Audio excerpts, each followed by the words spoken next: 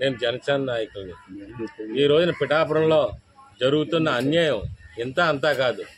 అధికారులు, మున్సిపల్ అధికారులు కానీ, రెవెన్యూ అధికారులు కానీ ఒకే డోర్ నెంబర్ మీద 2 పనులు 3 పనులు ఇవ్వటం వల్ల ఇవాళ ప్రజలందరూ కూడా కొట్టుకు చేస్తున్నారు.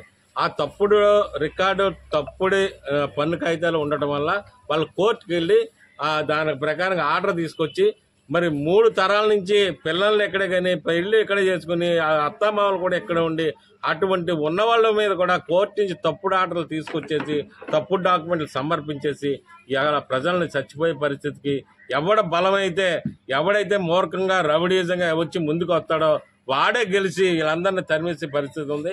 ఈ రోజున పిఠాపురం మహారాజు గారు మనవరాలైనటువంటి ఈవిడికి మరి ఇలా మేనగాళ్ళైనటువంటి ఈవిడికే ఈ దుస్థితి ఉందంటే సామాన్య మానవుడికి ఏ విధమైన పరిస్థితి ఉంటుందో కూడా ఆలోచించండి. ఈ రోజున మా పిఠాపురంలో పవన్ కళ్యాణ్ గారు నీతి నిజాయితీ కలిగిన నాయకుడు.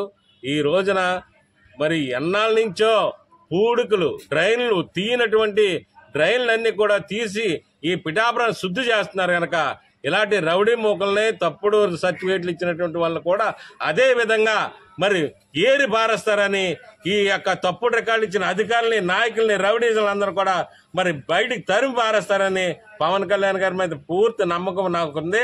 మరి ఈ రోజున పిఠాపురం ఎంతో తెలిసి ఇంకా 3 నెలలు కూడా అవ్వలేదు ఎలక్షన్స్ అయ్యి, కానీ ఈ రోజున పిఠాపురాన్ని ఎంతో తీర్చిదిద్ది పూడికలన్నీ తీర్చి ఎప్పటి నుంచో మూలన పడిపోయినటువంటి మురుకు కాలువలన్నీ కూడా తీయటం కూడా జరిగింది. అదే విధంగా అన్యాయాలకు పాటుపడే వాళ్ళందరూ కూడా ఆ విధంగానే తీసి పారుతారని కోరుకుంటూ మరి అధికారుల మీద, నాయకుల మీద, తప్పుడు నాయకుల మీద చర్యలు తీసుకోవాలని వీళ్ళకి ఆర్డీఓ గారు చెప్పిన ప్రకారంగా వీళ్ళందరినీ ఇక్కడే ఉండాలి, పొజిషన్ వెళ్తే కోర్టు ఆర్డర్ వచ్చే వరకు, ఫైనల్ కోర్టు ఆర్డర్ వచ్చే వరకు ఎవరు డిస్టర్బ్ చేయడానికి వీలేదని ఆర్డర్లు వేయటం జరిగింది.